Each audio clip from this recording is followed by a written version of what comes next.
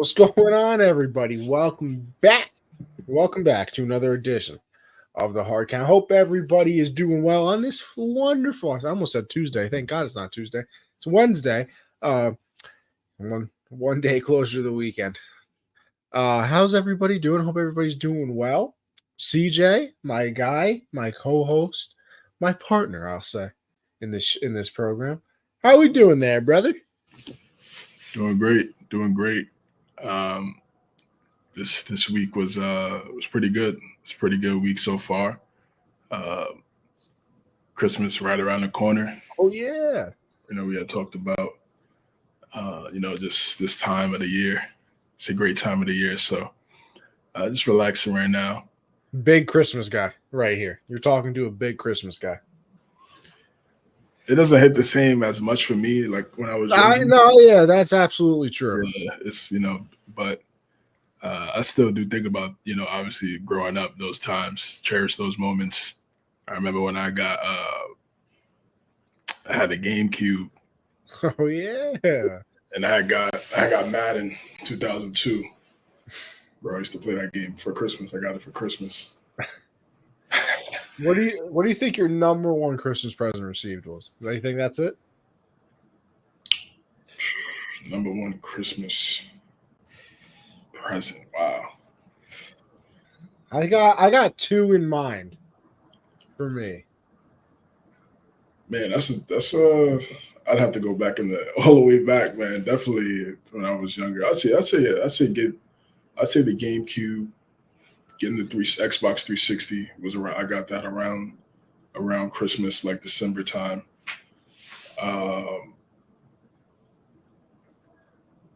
Yeah, I would say those are the top. Those are the top times for sure. I think I going to my top three, right? I remember, damn, I must have been like 6 or 7. I got two older brothers. We got a little 4-wheeler. That was a good one. Let's see. I have this. I can't. It's too far away, or I would show everybody. But I have like a Derek Jeter. I'm not. I gotta hold on. I'm gonna try and get up and show everybody. Let's see. Oh yeah, I got it. It's like a crystal sphere thing. Okay. Yeah, but you can see through it. Yeah. Yeah, and like it's like Jeter batting, and like it's his signature here that you can kind of see a little bit. I don't even know how they found it, but my nan got me that. My nan got me that for Christmas one year, so that was always cool. And then of course, got my first phone on Christmas. I'll never forget that. iPhone 4S, first phone. Nice, 504S. Damn, sheesh. We're at 15 now. Goddamn. I know. That's what I'm saying. The 4S, I felt like a G walking into school. I was like, yeah, I got a phone for Christmas. What'd you guys get? Clothes, some socks. Always get a pack of socks. Always. You know what? It really is the old age speaking too, because now I go into my dresser, I'm like, damn, nothing like a nice pair of socks, brother. I'm telling you, it's clutch. I got some weathered, beaten down socks, and then I'll scrounge around. There'll be like a newer pair. I'm like, damn, it's a good time to be alive right now. Get that Christmas card from your grandparents, and then they leave a couple dollars inside the card. Oh, something inside. How you doing? Oh man, those are always the best. That anticipation. As soon as you get the envelope, you already know you're gonna be blessed with a couple of dollars. Like that would always hit.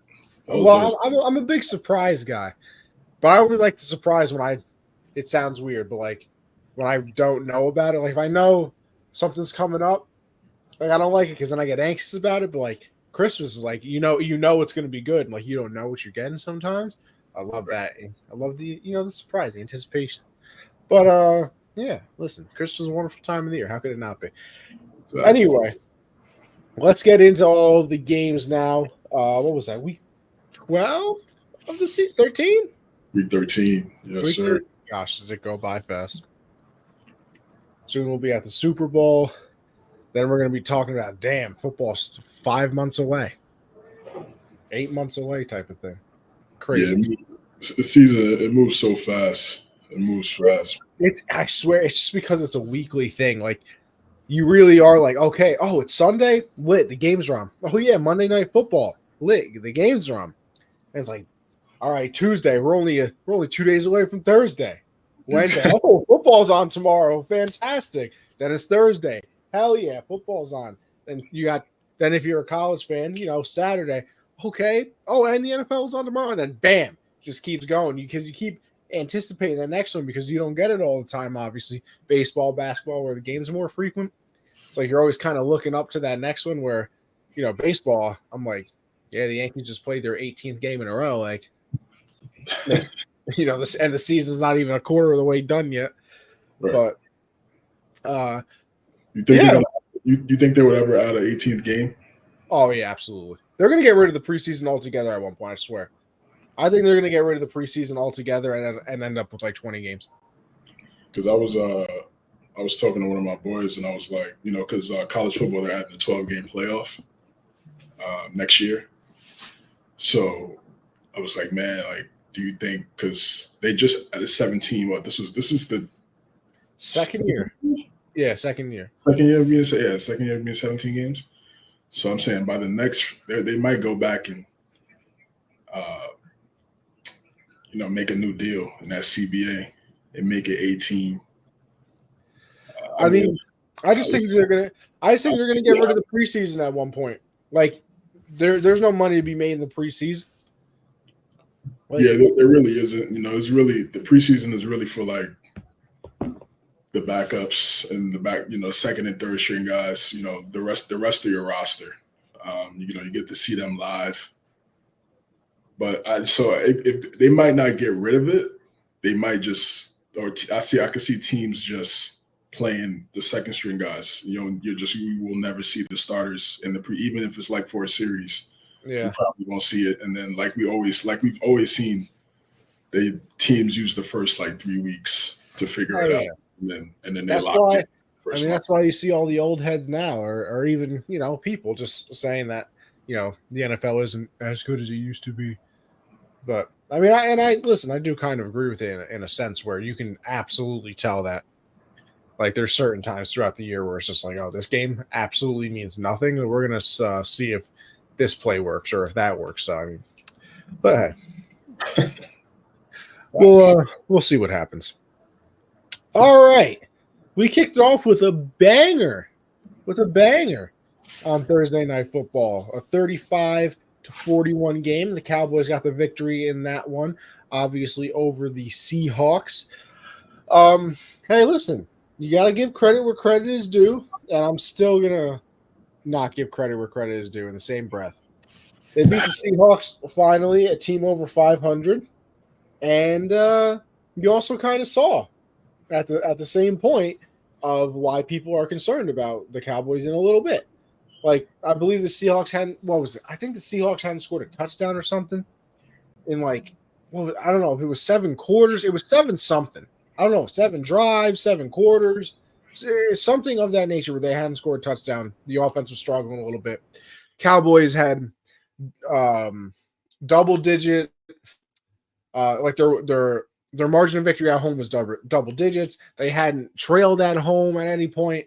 And literally 5 seconds into the game, DK Metcalf, 77-yard touchdown, who, by the way, was on my fantasy bench because he was absolutely terrible the week prior. So I benched him. And, of course, he then went on to score 37 points, which makes me, a little bit upset. Not to say the least. But, I'm not complaining or anything. I'm not mad. Not even upset a little bit. Not like I needed to win that to try and get into the playoffs or anything. But, and also, of course, see, CJ, I can't actually be mad, though, because it was him or Calvin Ridley. And then, of course, Tank Dell was in my flex, and I'm like, he's not going to come out of the starting lineup. He's been too good. And he fractures his fibula. So, it's a terrible fantasy week for me. Obviously, worse for Tank Dell because talk about an absolute fun player to watch, and now he's out for the season. And what makes it worse, I know I'm supposed to be talking about the Cowboys Seahawks, but what makes it even worse is the fact that he was blocking on a run play and that happens. Like it's not even like a pass or he was going up to make a play or just blocking, gets rolled up on fibula, one of Yeah, those two. yeah, I think it's fibula. Yeah, A little tough fracture. break. Tough break. Yeah, this was a good game. This was a really good game for Dallas. I think a lot of people wanted to see how they would be able to respond with a little bit of adversity.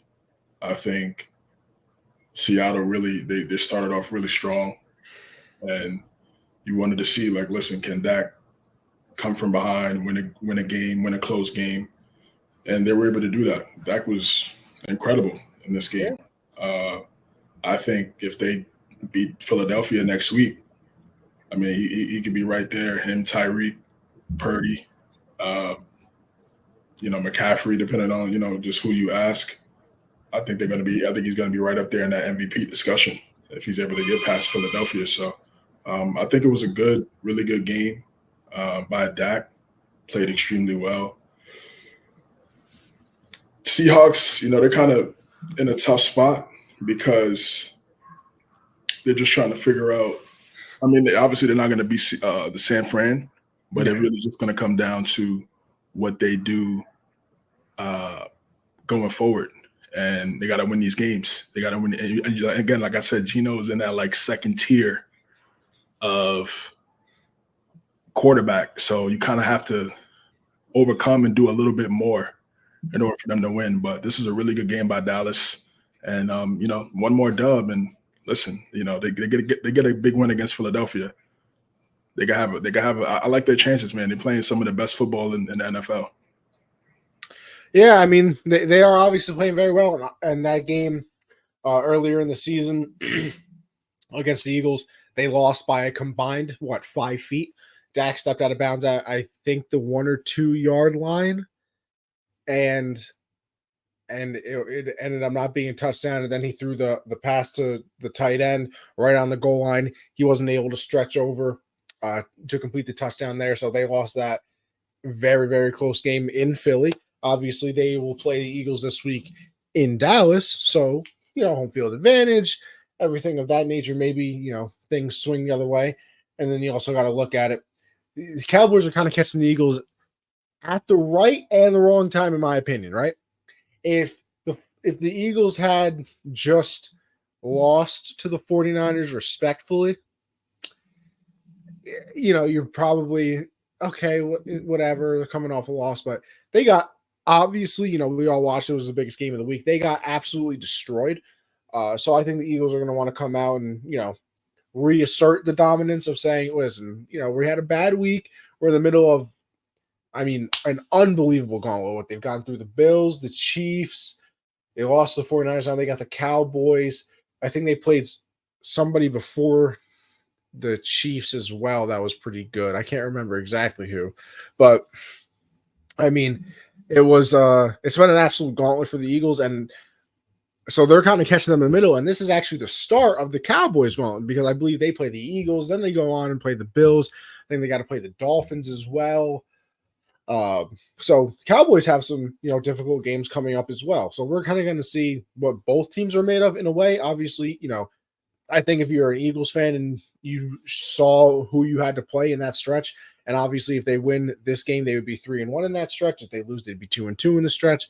So I think even then you would sign up for it because obviously they could have lost every single game, and I don't think anybody would have been shocked.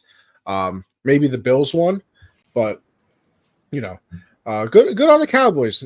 They beat a team over 500. It was a little, sketchy in some situations, but a win is a win is a win, as they say. So good on them, and I want to see what they're made out of in this next stretch. Where they got the Dolphins coming up and the Bills and everybody that they're going to be playing.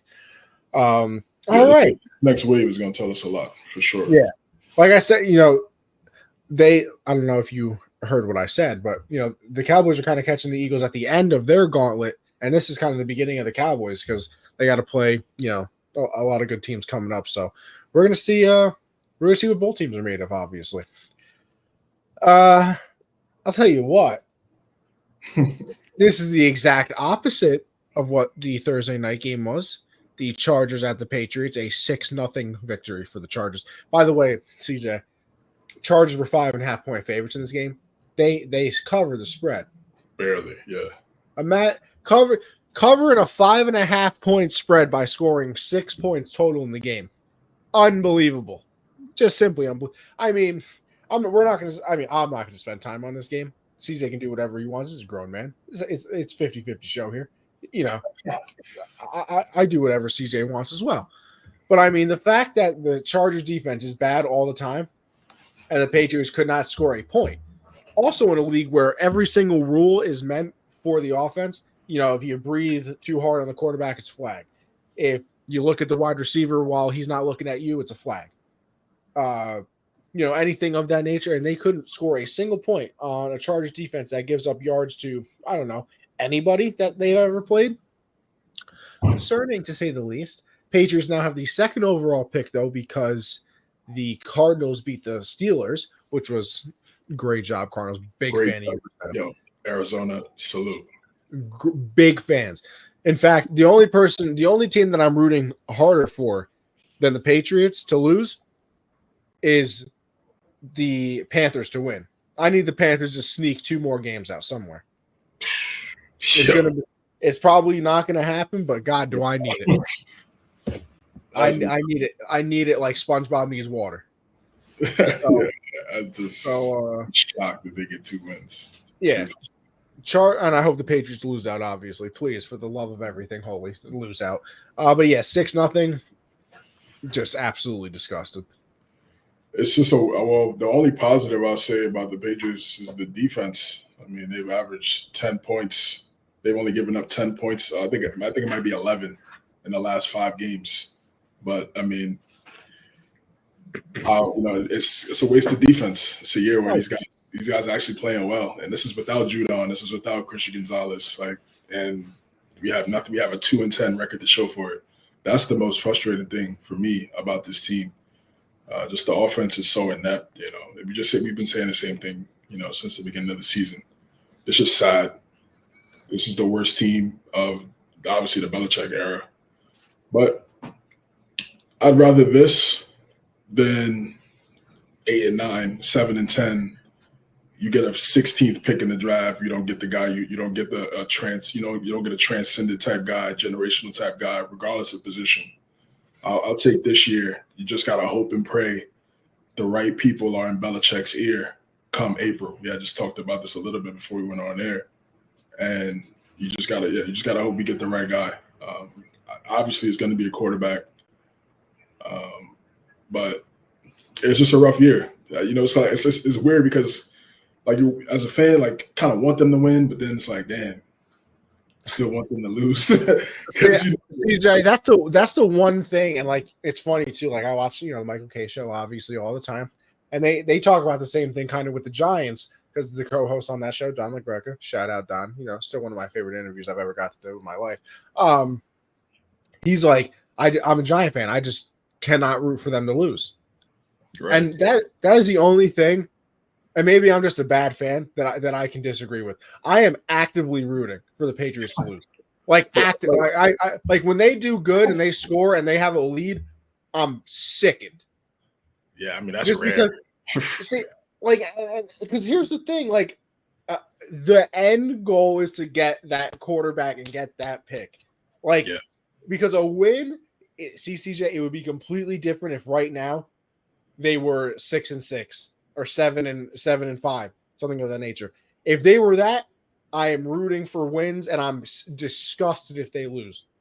But the fact that I know a win does absolutely zero for them, besides mess up a draft pick, can't do it. Yeah, I mean, exactly. I'm right there. They go down the field, and they look like they're about to score. I'm like, oh, something's going to go wrong, please. And it does. Yeah. And it does. It's just right on the. It's crazy. Yeah, I mean, to get shut out on your home field, I mean, even I know that the offense is bad. I can't even say the team. It's just the offense is bad. And obviously, last week where Jabril Peppers ran into Saquon is like, you lucky we're ass. It's like, yeah, exactly. We're ass. And, you have to apologize. Obviously, you got to backtrack. The mics, they pick up everything. but he's not lying. No one knows. Like obviously, everyone agrees. And yeah, yeah. Honestly, I'm more disappointed with the Chargers more than anything. I mean, Oh yeah. I thought this would be. I didn't think this would be 6-0. I thought they'd at least get like at least 17 ish. But again, it speaks to our defense. The weather conditions, sure, Yeah. but Herbert's still out there. Keenan Allen was still out there. Eckler was. I mean, they still had guys that make plays on the team on defense as well. But this just goes to show where they are too as a team. They're not that good. They're not going to go far. I know they got the dub and they're kind of in the mix right now, but they're not doing anything special. And it's unfortunate because they have a talented quarterback. But as we talked about in past weeks, it's time to get rid of that coach. I think Bill's on his way there. I don't see it. I mean, if there's a mutual parting of ways with the Patriots, which some people have reported, right. Like, why would you not go there? I know a lot of people keep the Commanders. I mean, I don't. Maybe if you want to, but then again, the Chargers haven't won anything either. So, I mean, like I would say, like go to the Commanders and restore what they were in the '90s or whatever the hell they were when they won. No, the '80s is when they won their Super Bowls. The '90s, yeah. '90s. Yep. So, like, I want to restore the Commanders. I want to restore the Commanders to what they were. I mean, I guess, like, if you really feel that way, Still need to come back. That's what I'm saying. Like, if there's a vacancy, Charger spot, I'm there ASAP. I got to mess around. Justin Herbert, Eckler, Keenan Allen, Mike Williams will be back next year. And then you just have Belichick coach up the defense so they're not absolutely awful because I think they have some good players over there. Like, I mean, if I'm him, obviously, I don't know what he's going to end up doing. But speaking, I think they should just give Kellen Moore the job. I know, again, like they're not doing great offensively, so you can look at him as to why he nearly scored 6 points on the road. He definitely deserves some blame, but Kellen Moore has been talked about getting the Panthers job. So it's like if he's already in house with the better quarterback, and you're about to get rid of the coach you have, but we'll see. We'll see, man. I'm tired of talking about the Patriots, man. Good. We can move on to a team that I thoroughly enjoy talking about, the Lions. They're very fun to watch. And this game looked like it was absolutely wrapped up. And then the second half happened. That's why you play a full 60 minutes here. 21-0 in the first quarter. In fact, it was 21-0 faster in this game than it had been 21-0 in any game throughout the season so far. It was like one of those stupid ESPN, stupid stats that people like to throw around, but it was 21-0 faster in this game than any other game so far this season. There was like 10 minutes left in the first quarter. It was 21-0. It was insane. And then even going into halftime, it's 24-7. You're like, okay, this one's over. In fact, this was my pick of the week over on Taking Action. Still got it right, by the way, because the Lions are 4.5 point favorite. So squeak that one out. Big fan of that. Yeah. So okay, wrap it up. Pack your bags, get a snack. This one's over. Well, then the second half happens, and they get outscored 14-3 in the third quarter. Then they get outscored 7-6 in the fourth quarter, and the Lions, like I said, sneak away with a 33-28 victory in this one. Carr, definitely not playing very well. Ended up also getting hurt in this game. Jameis had to come in, and then. I don't know exactly what the problem was with the Lions, honestly, because for the past it's kind of been the turnovers and everything like that. We saw that with the Packers, and then the week prior, I can't remember who they played, but they returned the ball over a lot. Jared Goff didn't fumble in this game. There were no interceptions. It was just kind of like the offense all of a sudden lost what it was able to do. Gridiron, what's going on there, brother? Appreciate it as always. But the Lions kind of just lost the ability to play offense for a little bit. Obviously those first 3 drives, it was the easiest thing you would have ever seen in your entire life. And a lot of it was short fields as well. There were some turnovers, there were some, short fields and things of that nature. But, the second half came and the Lions, couldn't really move the ball, and the Saints, were doing well. And it definitely got close there. Huge game for Sam Laporta. 9 catches, 140 yards, a touchdown. St. Brown, 2 catches, 49 yards, and a touchdown in this one. So, obviously some positive take out of it, and you win. You're 9-3 on the season. What? They're 1 game out of the number 1 seed as well. Obviously, with the Eagles, I think the Eagles are 10-2. The 49ers, and then the Lions are 9-3 as well. So they're right there. Saints lose another game, but they're still right there just because that division. I mean, I'm telling you, 8-9, 7-10. That is your golden ticket to hosting a playoff game, which is just putrid. I mean, you have to reward division winners. Don't get me wrong, but do you really have to? You know what I mean? Well, you got to just hope eventually within the next year or two, the quarterback play in the conference just gets better, and it can't get worse, right? No, I don't think so. Not in that division. It's obviously, I think they have the lowest win percentage ever from a division. I think they were showing that graphic in the Jets-Falcons game. The lowest win percentage by a division of all time. I think they're number 1 as it stands today. So that just tells you everything you need to know about the NFC South.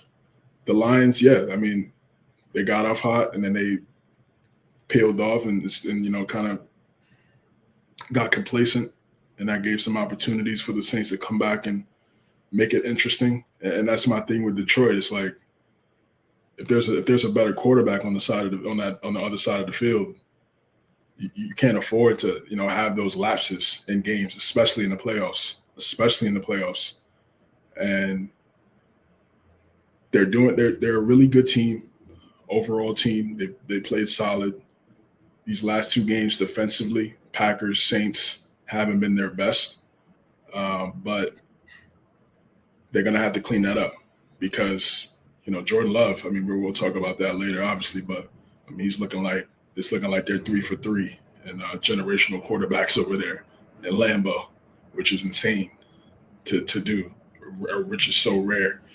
So they're going to have to figure it out because he's going to get better. The Bears, and I think that if the Bears hit on those 2 picks, that could change everything. That was going to be my point. One draft can change the entire franchise, and I'm sure Bears fans are praying for that. And the Vikings, they're kind of like the Saints a little bit. They're like the Chargers, really. They have some good players, good roster, but they're good enough to win games, but they don't suck to where they're going to have a bad pick, right?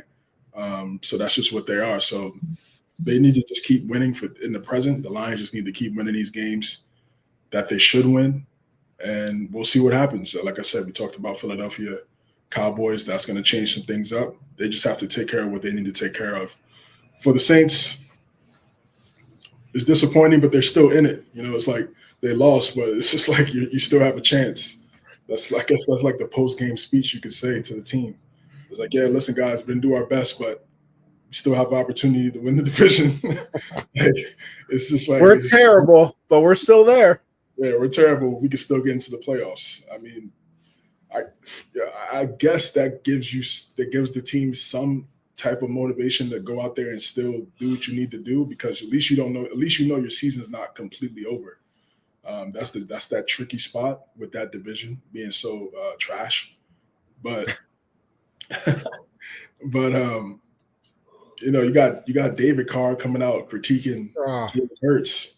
But it's like, how about hit up your brother and help him and how to be a better quarterback. He got sacked too many times. The CTE is kicking in early.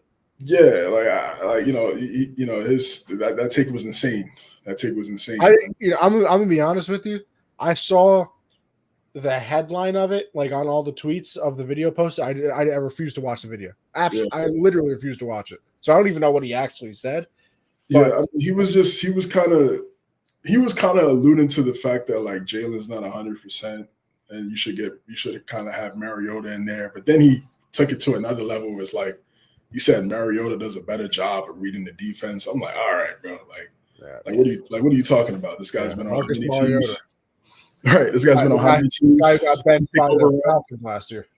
Exactly. This guy he had an opportunity to be a franchise starter again with a team that didn't have a quarterback, and they got rid of you for the second-year quarterback.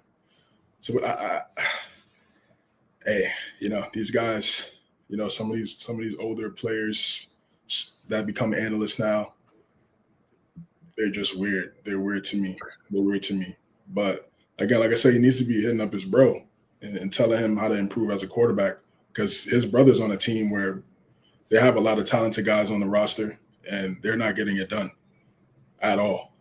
So, and he can't stay healthy. I mean, that's just been the story of Derek Carr his whole career. He had that one flash in the pan season in 2016, and then he broke his leg. And then after that, he's just been average, slightly above average at best. That's kind of been his career. We already know David Carr's career, just dirt. So,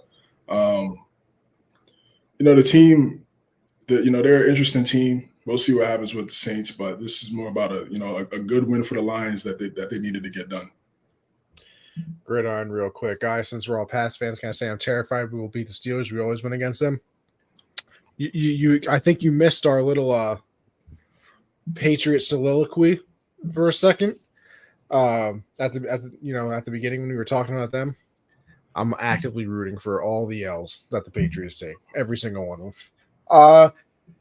The Falcons at the Jets. Falcons come away with a 13-8 victory in what was just yet again another awful game.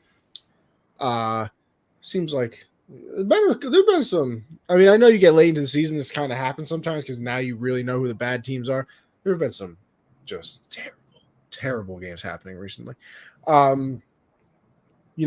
Listen, as a Jet fan, Brady was talking about. What happened? I said it goes back to that quote Brady was talking about a couple of weeks ago on Stephen A's show. Oh yeah, absolutely. Getting just a lot of mediocrity. Yeah, and he said, a lot of the rule changes have allowed mediocrity to show its head in the NFL now. But like I said, the Falcons 13-8 win over the Jets. I mean, as a Jet fan, you kind of just gotta. I don't even think you're upset anymore. You kind of just have accepted it. But I mean, I experienced it, at least. I don't know about you, CJ, but like once you're at like 7-10 that the other team has scored, you're like, oh yeah, the game's over. Like the Jets got a safety in this one, made it 2-0. Like the Mets are playing the Braves or something. Right. And at that point, you're like, oh, they got to pitch a shutout then. Like, that's the only way the Jets are going to end up winning this game. Like, the defense scored 2 points. Now, just don't let the Falcons score a single point. And then, you let the Falcons score. Not their fault, obviously. You need some help over here. And the Falcons end up winning 13-18 or 13-8. And then, of course, you get all the things that have now come out since then with Tim Boyle, who had to be on the team because, he knows the system, Aaron Rodgers and thing had to be on the team. Had to be there. He gets the chance to start. He's absolutely terrible at football, which we all should have known considering just look at his college stats. I don't even know how he snuck into the NFL. Had to change his social security number or something. He ends up being cut. Trevor Siemian tries to come in. He's just absolutely terrible at football as well. So they're like, listen, Zach, we know that we've said some things about you, even last year, with the Mike White t-shirts going onto the plane and everything like that. Insane. Wild. Still can't believe it happened. But Mike White t-shirts going on the plane last year, brought in Aaron Rodgers this year, which you shouldn't really take offense to because what team wouldn't pick Aaron Rodgers over, whoever they had. But we're going to need you to come back in and play quarterback there, brother. And he was like, yeah, I'm good. Allegedly. Well, I mean, once again, maybe I should, do a little more research or things like that. But listening to the K show, and they had Diana Rossini on. Now, she backs up her report 100% because and they even went through it because a lot of them Michael K used to be a journalist for the New York Times, and I think that's who owns the Athletic now. He said to get a story published there, you have to go through your editor and you have to have 3 reliable sources to get it out. And like a reliable source, like it's not the janitor. You know what I mean? You can't have the janitor come up to you and say, "Hey, I heard Zach Wilson doesn't want to start here." It has to be 3 like well-known sources. And then she kind of backed it up too, and to the point which I found even more interesting, that like it wasn't really like a hey Diana, this guy doesn't want to start. She was like, it was a well-known thing that he didn't want to. She's like a well-known thing throughout the building, which is even wilder to me. Because if you kind of got like a couple leaks from some sources that you trust or whatever, you that's it's still bad, but it's better. But the fact that it was just like a well-known thing throughout the building, like, yeah, Zach Wilson does not want to start. That is crazy to me. Yeah, it is crazy because it was 1 of 32, and he's getting another opportunity to play. I mean, obviously next year he won't have an opportunity to start unless first off, next year he won't be with the Jets, and then. Then again, I said that last season. Season 2, and he ended up. He'll go to another team. I think he should go to a team like the Rams. Sit behind Stafford, learn from McVay, and then he'll get a shot. He'll get a second chance. He's still a young guy. He'll still get it. We've seen it all. We've seen it plenty of times. We've seen Baker get 5, 6, 7 chances. At least Baker went to the playoffs. Yeah, of course. But I'm saying we've still seen guys get shot, like an opportunity. At least at some point they'll play. For him, if that report is true, then I wouldn't want him on my team, starter or backup, because that just goes to show you don't have any type of heart and you don't want to play. I mean, this is what you get paid to do. You're supposed to love the game. You get an opportunity to start, you take advantage of that. You only get so many opportunities in the league. So, Rodgers was on the Pat McAfee show yesterday. Yeah. And he defended his teammate. He did a good job of defending Zach and pretty much kind of calling out the Jets too, in a way. I mean, he called out the media and the Jets because he was like, if this source came from, if the source is in the organization, they need to get that guy up out of there. It's not, break it to you, it's not going to happen. I mean, you just got there. If you were winning some games, you'd have a lot of more power. If you were playing, you have some more power. But right now, with you being on the bench because you're hurt, and the plus is New York, man. It's just too many reporters, too many guys that are well connected with everybody in that organization, in that team. So I mean, it's not like Green Bay where it's more close knit. It's only a couple reporters coming there in the locker room. New York, it's everybody. SNY, Post, Times, like it's just Athletic, ESPN. You know what I mean? Like it's on a different level. It's on a different level. Can I say the one thing that I really annoyed me with that Rodgers thing though?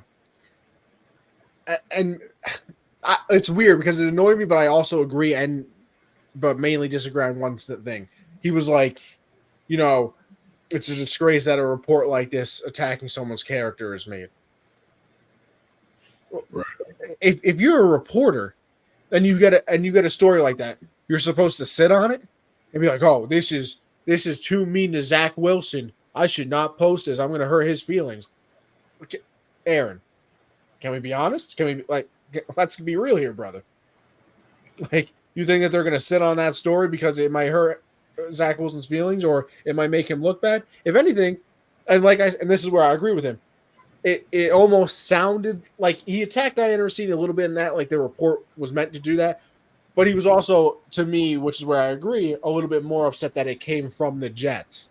Right, exactly. And a person there. So, I agree in that aspect, but the aspect of, why is it even reported? Really?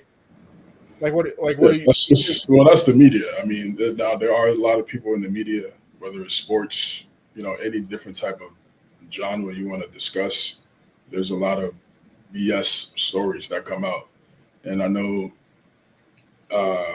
Michael K. and they said you got to go through 3 editors, but more times than not, I don't want to say more times than not, but there are definitely a lot of scenarios where if it creates traction, if it creates people clicking on the article, they'll Oh they'll yeah. push it through. They'll give you the green light, and especially in today's social media now. Maybe back in the day when it was just really newspaper heavy, you could probably say that, but now social media, everybody's you could read an article and you could get thousands of views on a tweet in seconds.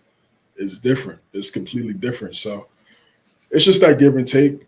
Rogers kind of had to be, he defended his teammate. I mean, that's what you're supposed to do. I mean, he did an interview, but he still got to go back to the team later. So you can't just go out there and just, even if it is true. I mean, he didn't really say it wasn't true. Like he just was upset about the fact that whatever the situation was, it came out. I think he had an interview. I think Zach Wilson had an interview today. Quarterbacks usually talk on Wednesdays. I haven't watched that yet. Yeah, I didn't see it. Doesn't really matter. At the end of the day, just like I talked about the Patriots defense being wasted, Jets defense definitely being wasted. It was 5-0 at one point. It's 5-0. It's like a soccer game. You said a baseball game. It was Mets versus the Braves. Yeah, it was nasty work, man. Both teams aren't good. It's just the Jets are worse. Speaking of bad, another bad game. In a way, it's funny too. Like you see those moments before disaster tweets or things like that, or the cold takes. The NFL posted a picture of actually it's not Heinz Field anymore. What is it? Some stupid insurance. I forgot the name. Yeah, I was going to call it Heinz Field. Yeah, it's Heinz Field to the death of me. They posted a picture of Heinz Field. It was like beautiful day for football, and then there was like 97 weather delays in this game. Bad timing. But the Cardinals beat the Steelers 24-10 in a rematch, air quotes around that, of that famous Super Bowl. I think we say that whenever two teams that played each other in Super Bowl play. But 24-10 in that one. Thank you, Cardinals. I mentioned it when we were talking about the Patriots. I applaud you for giving us that second overall pick now. Big fans of your work. Hope you continue to have that great success. And then, listen, it's not a big win for the Cardinals. And in fact, Cardinal fans are probably upset about it because they no longer had the true overall pick. Even though this is kind of the weird situation where it probably doesn't matter for them, considering the fact that they were, I don't know. Do you really think they were ever going to take a quarterback? I find it hard to believe they were going to move off of Kyler. And even with a third overall pick, they're still going to get Marvin Harrison because, I assume it's going to go quarterback, wide receiver. Yep. Unless the Bears shock us and decide to stay with Justin Fields and take Harrison first overall, which I would find very, very surprising because I feel like if they were going to do that, they would just trade out of the number one spot and get even more picks. You know what I mean? Anyway, I'm going on a rant here. But the Cardinals got the 24-10 victory, and then the big news coming out of this game as well is that Kenny Pickett, he was in a walking boot. I don't even know exactly what the injury was. It was his knee. His knee. So obviously he's going to be out Thursday against the Patriots. Mr. Trubisky will step on in. I think Minka Fitzpatrick is also hurt. And there might have been somebody else, but just a sloppy game. Obviously, it was pouring. There was thunder and lightning. There was, I think there was genuinely like two different delays. I think there was one before halftime. They went into halftime. Coming out of halftime, they were supposed to start playing, but there was a delay. I mean, the game got over at like 6:00 for a 1:00 game, so there was definitely a lot of stuff going on in that one. But a win for the Cardinals. Kyler's working his way back. Nobody's expecting them to win, a lot, obviously. And it's just another team. You kind of want to see who you can move forward with. That's the type of stuff that goes on in games like this and seasons like this. You're scouting your own team. Okay, well, we're rebuilding, but when we rebuild, is that a guy I have to replace? Is that a guy that I can keep? Is that a depth piece there? Like you're doing those type of situations instead of, the Eagles where it's like, okay, we're going all in. I don't need to replace here. I need a third string linebacker. I need a fourth wide receiver instead. I need a backup running back type like those. That's what the prominent teams are looking at. The Cardinals are trying to figure out who deserves a roster spot next year, and they'll still be going through that. And then for the Steelers, they're still in the playoffs, right? I want to say. Yeah, technically, yeah, they're still in it. So, the offense looked better last week after Matt Canada got fired, and then obviously didn't look so good this week throughout the game. But with the weather conditions and then with Pickett getting hurt, you don't actually know. So we'll see what happens with them moving forward. But they take an L in this one. Yeah, tough loss for the Pittsburgh Steelers. With the tight, this close race in the AFC. It's a lot of teams 6-6, 7-5. These wins are going to matter with 5 games left. I can 100% agree with what you said about the Cardinals. It's just evaluation. This is evaluation season for them, seeing what they have going forward. Kenny Pickett going down, it's a tough loss. We've seen a lot of quarterbacks go down in the AFC. Wild. Burrow, Pickett right now, Lawrence in the Monday Night Football game. So open up a window for Russell Wilson, Stroud, Lamar, Tua. Obviously, Mahomes are always already in this. There's no point in bringing up Mahomes, but yeah, those other guys come in. This is their shot to. And like I said, the Chiefs are vulnerable. They're not a powerhouse like we're used to seeing. So this is the window. Sucks for the Steelers that they don't have Pickett for Thursday night, and who knows how long. But I think they get it done on Thursday, so I don't think it matters. I think they go 8-5. That is certainly the hope there. I'll tell you there. All right, the Colts at Titans. Colts got the 31-28 victory in overtime in this one. A nice game that came all the way down to the end. And then you go into overtime. Titans kick the field goal to go up 3. Then the Colts came down and ended up scoring a touchdown. Pittman's having an unbelievable year, by the way. Sneaky underrated, unbelievable year. 11 catches, 105 yards, and a touchdown in this one. So he has been very, very good. And Gardner Minshew, you got to give credit to him as well. He definitely, I don't know. I think he would be my number one backup option. I'm trying to think some other backup QBs that I would rather have than him. I mean, there's not too many out there. Yeah,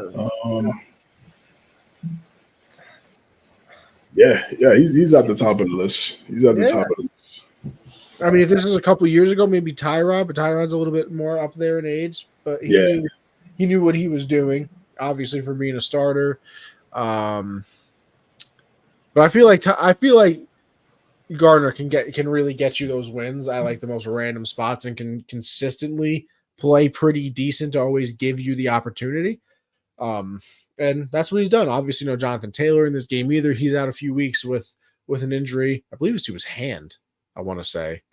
But Minshew with 26-42 in this game, 312, 2 touchdowns, no interceptions. I already went over, but Pittman went crazy, 11 for 105, a touchdown. Alec Pierce, 3 catches, 100 yards, and a touchdown as well.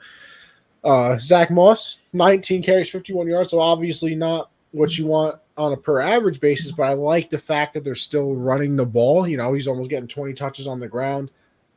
It's in a game like that where maybe you're not seeing, a lot of yardage that way. It's still a good way to, keep the defense honest. If everybody knows you're passing on every single down, you can change with the coverage and everything. Even if you're not getting those big runs, at least you're there attempting it, that they still have to respect it a little bit. Josh Dobbs, you are correct, Gridiron. I mean, obviously he's taken over this year and kind of he's played well. I mean, he had that stinker on Monday night, but he's still put him up there. Yeah, overall this year he's been very, very good. I mean, the Colts surprising to where they are right now. Not because of the Anthony Richardson injury and me thinking that they were going to fall off. I just didn't expect them, even with Anthony Richardson, to have a 7-5 record. So I'm just kind of surprised that they're in that area right now. And then the Titans, you got to figure out what you're doing moving forward. And is I don't know why is it Levis? I think it's Will Levis. Yes. Yeah. That's all right. See, I thought that for some reason his last name was pronounced like Levis or I don't know. Anyway, Will Levis. Yeah. Is Levis going to be your guy moving forward? What are you going to do with Derrick Henry? Obviously, Hopkins is over there. Is there anything you're going to end up doing with him? Now, the trade deadline, there were some rumors about stuff, but obviously nothing did actually happen. But you're 4-8 on the season. You're going to have, a top 10 pick at least. So you're kind of in an evaluation season as well. Seeing what players can stay and who can go. But a hell of a fight put up by them. Obviously, if they win that game, they're far away, sort of, but still in the conversation. At 5-7, a lot better than 4-8. Obviously, even though it's just that one differential, but a good win by the Colts, and honestly, I'm impressed with what they've done so far. Like I said, I didn't expect them to be 7-5 with Anthony Richardson. And the fact that they're 7-5 with Gardner Minshew and genuinely playing good football, and the offense is humming. I mean, the offense has put up some big numbers throughout the year.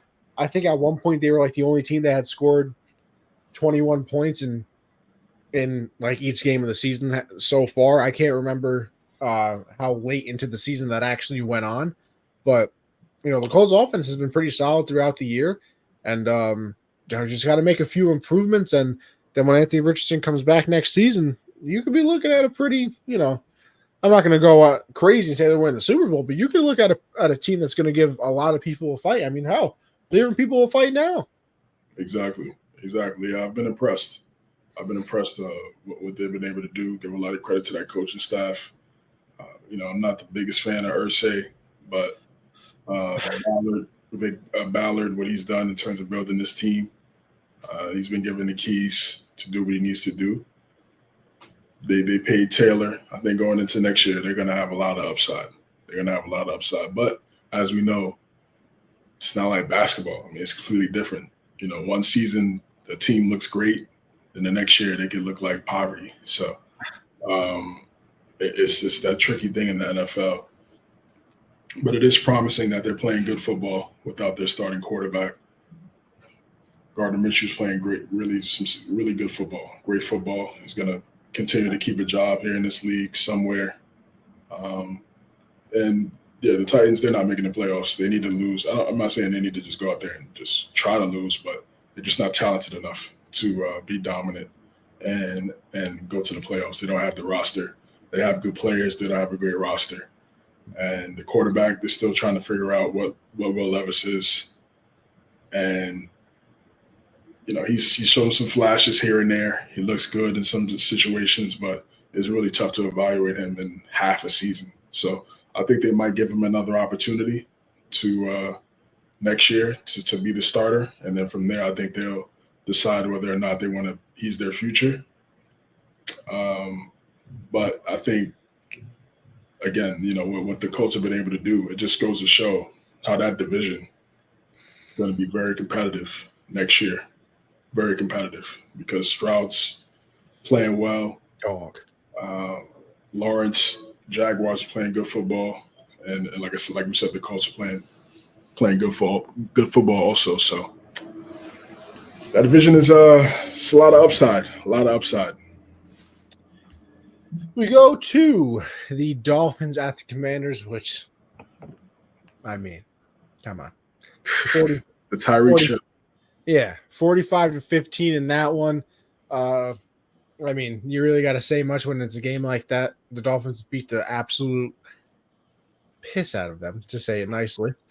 And, the Dolphins continue to do what they're supposed to do. You beat up on the bad teams, and then, you see how you do against the teams that you're actually going to have to see later on. Tyreek, crazy again. I think he needs like 547 yards over the last 5 games of the season to get to 2,000, which, I mean, for him is definitely within reach, especially with the way he's been playing so far. What was it, 2 touchdowns in this game, CJ, or just 1? Two touchdowns. They got like a $150. Yeah. So I mean, an unbelievable year. Listen, if there was ever a year that a wide receiver was going to win the MVP, it would be this one, and it would be him. And it's crazy that I still don't think it's even going to come close to happening. You know, we'll get into it later, but Purdy, you know, beating up on the Eagles. Now all of a sudden he's jumped to the number one for the MVP. I mean, I guess, but like, yeah, we'll talk about that. Yeah, I don't know. I don't know if I agree with that per se, but he's up there though. But yeah, I mean, 45-15. The Commanders are kind of just waiting to be taken behind the woodshed, old Yeller, and their season's done. Obviously, you know, you kind of confirm that at the trade deadline when you trade away your two best pass rushers. But then even Terry McLaurin after this game, you know, I don't know if he had. I know he had no catches, but I can't remember if he had no targets as well. Where he said, you know, I was out there just doing a lot of cardio. So you would think getting your star number one wide receiver involved would be kind of important for you. And then two, you know, obviously Ron Rivera is not the head coach for the foreseeable future. And I think that this was the first game that he was taking over the play calling for defense. Yeah, how'd that one go? I know it's the Dolphins, but 45? All right. Yeah, they have the worst secondary in the league, so I'm not surprised. I knew Tyreek was going to come out and show out. They played man on him too. Great idea. What do you have? I said they played man on Tyreek too. Great idea. One safety. I just listen, man. I just don't get the Commanders, man. They're obviously they got a new ownership, so they're gonna change everything completely. I think Magic Johnson, Josh Harris. We'll see a different franchise going forward, but right now they suck. And this was a great game for Tyreek Hill. I think if he gets 2K, I think he deserves MVP. Just look at his impact since he's been a Miami Dolphin. I mean, look what Tua was. Tua should have been like. People were talking about Tua might be out the league. One because of injuries and because of lack of productivity.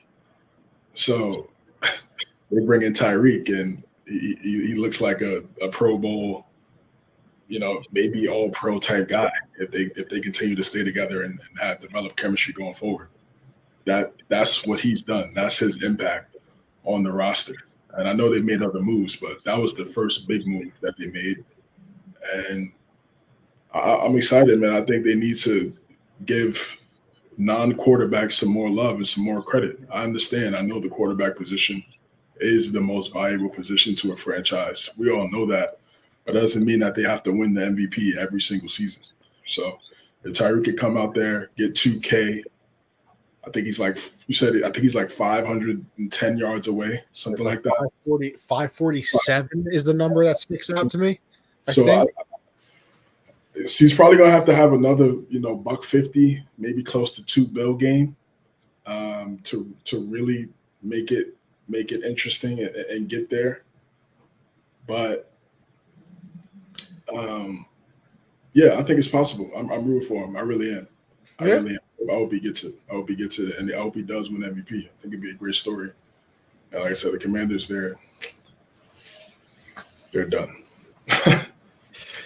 The Broncos and the Texans. Honestly, this one surprised me a little bit. I thought the Broncos were going to be, defensively a little bit too much for the Houston Texans to handle, but Texans proving wrong with the 22-17 victory over them this past week. Obviously, I talked about it a little bit earlier when I went on my rant about me losing in fantasy football that I'm sure everybody cared about so much. But the big news is Tank Dell with the fracture in the fibula. I think we both agreed on there, CJ. So yes. He's obviously out for the season now, which is incredibly unfortunate because he was having an unbelievable rookie season. The Dell and Stroud connection was just an absolutely beautiful thing to watch, and it's a shame that we're not going to be able to watch it anymore for this season. But prayers up to him, and he'll be back stronger and better than ever next season, I'm sure.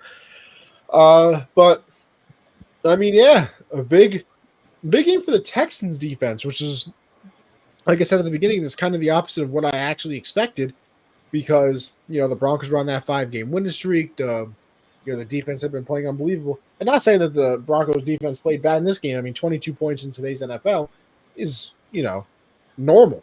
That's not, anything over the top at all. So, uh, a great win by the Texans. It keeps them in the playoff contention. I'm not sure if they're the last spot or they're still like right on the outside looking in. I can't remember off the top of my head, but a great. Let's see if I can pull up a graphic. Yeah, we'll see. We'll see what the playoff picture. Yeah. standings are looking like right now. But good on the Texans. CJ Stroud is having an unbelievable season. If he hadn't had a couple duds here and there, he'd be right there in the MVP conversation as well. That Rookie of the Year voting has been locked up for about 2 months now. I think that he is well on his way to winning that one. And good on the Texans. It's I don't know. I guess the teams that haven't been good for a little bit, or some teams are just more likable than the other ones. Like it's very easy to root for the Lions, in my opinion. It's kind of easy to root for the Texans, in my opinion. Teams like that. So it's good to see that they're doing well. And obviously, like I said, a big defensive play to end the game with, Russell Wilson being picked off for, I believe it was the third time in that game, to really seal it. So good win for the Texans. Broncos are still battling, and hell, they made a great comeback on the season where after, of course, giving up that 70 piece to the Dolphins, it just looked absolutely disgusted. But good on the Texans. Yeah, the Texans, they're on the bubble right now, so they're 8th. Okay. They're getting that win against the Broncos. Game it right, like you said, game it right down to the wire. Texas started off hot, then the Broncos came back, made it interesting. We were able to get the ball back, but Russell Wilson was going to be able to work his magic, having a nice drive at the end, but defense got a big stop, and they were able to get that big interception like you talked about.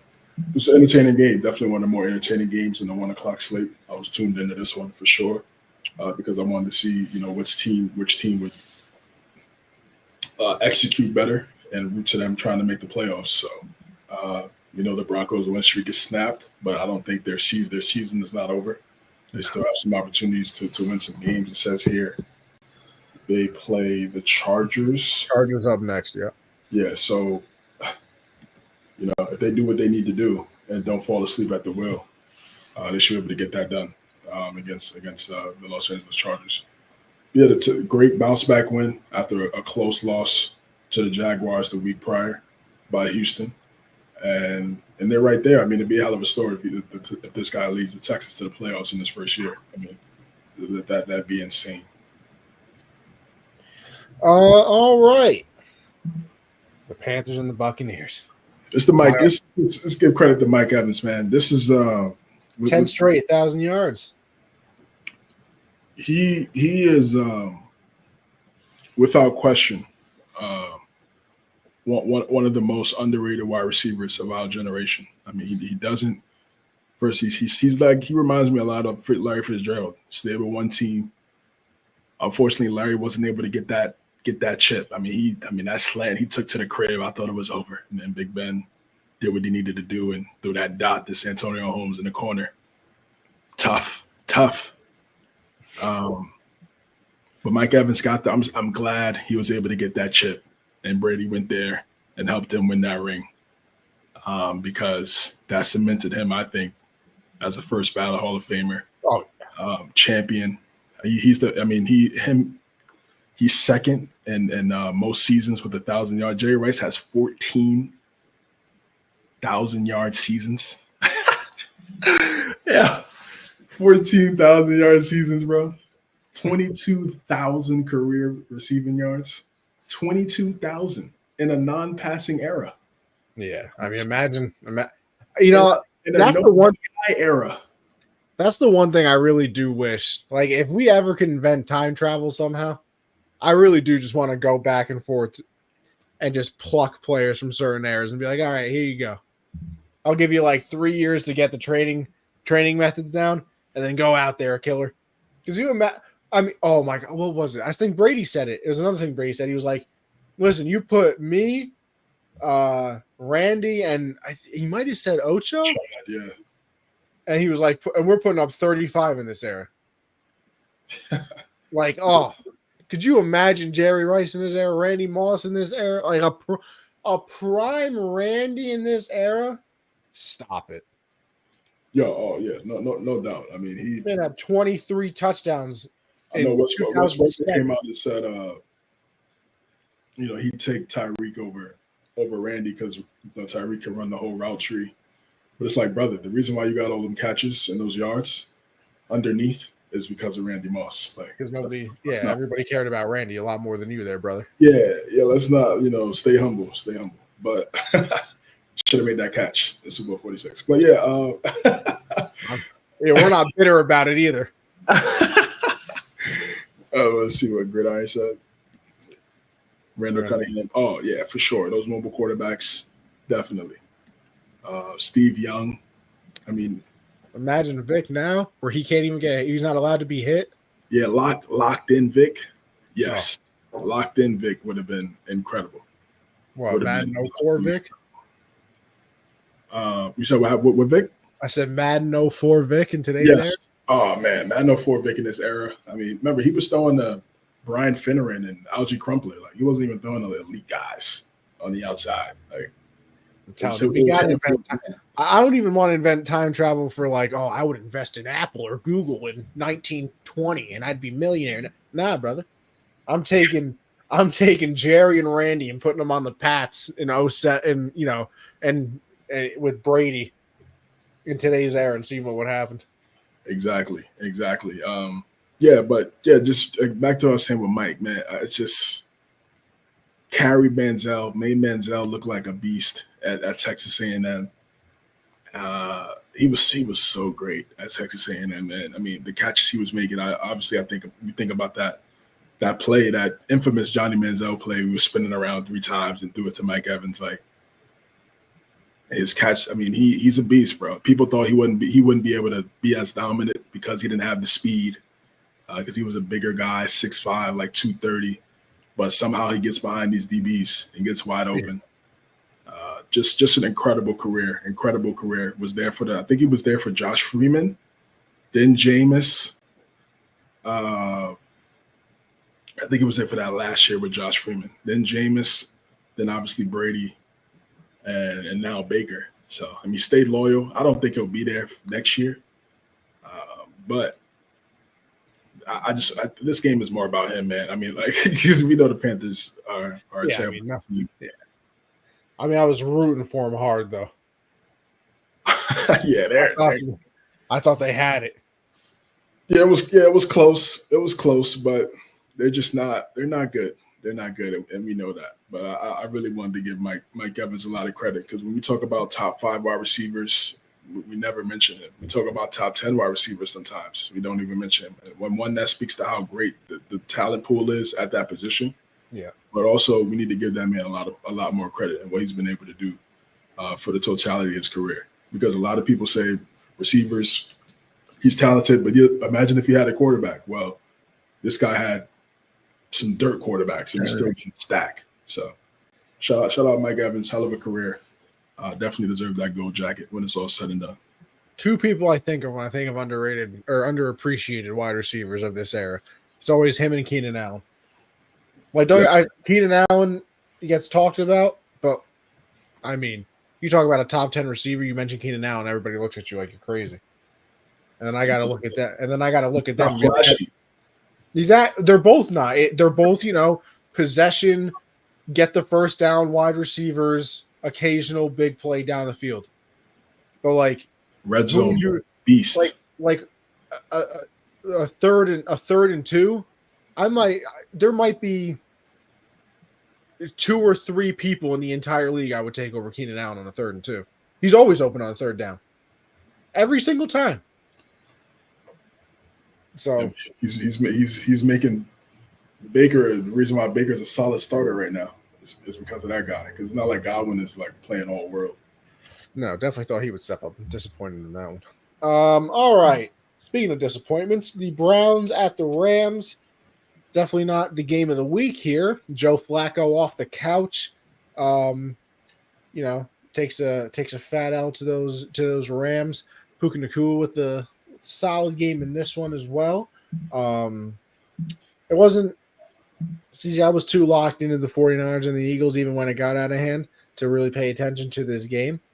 But the Rams are lingering around 6-6. We keep talking about it. The NFC is not very good this year. So that 6-6 is right there. And I mean, listen, Flacco for coming off the couch, 23 of 44, 254, 2 touchdowns, the interception. I mean, you've definitely seen worse performances out there in the world. Did Amari get hurt in this game, or am I out of my mind? I thought something happened to him. Yeah, I think he did get nicked up. I don't know if he missed the rest of the game though. A little nicked up there. Stafford had a great game. 22 of 37, 279, 3 touchdowns, no interceptions. Kyron Williams. I mean, when the guy plays, he's unbelievable. Last week, he went absolutely insane. This week, 21 carries, 88 yards, a touchdown. Like I said, Nacua had 4 for 105 and a touchdown. Cooper Kupp, 6 for 39 and a touchdown. So spreading the love around there. And, a nice win. A nice win for the Rams, as I'm sure that they're lingering right around the playoff standings. Caesar, you still have that up by any chance? Are they in right now? Talking about the Browns?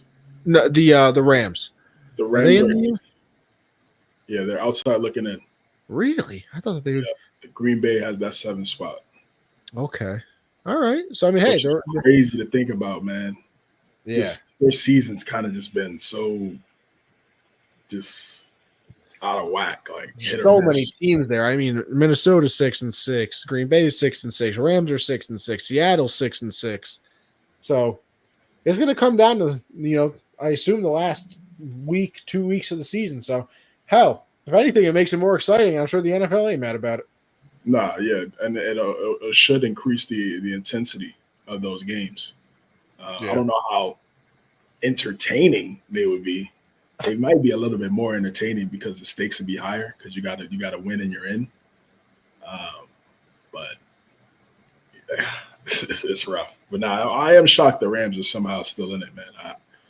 There were times where I thought they might mail it in. Fair enough. I mean, I don't disagree with you on that one. Anything else? I don't know if I interrupted. Nah, man. I mean, listen. I mean, we know what the Browns are.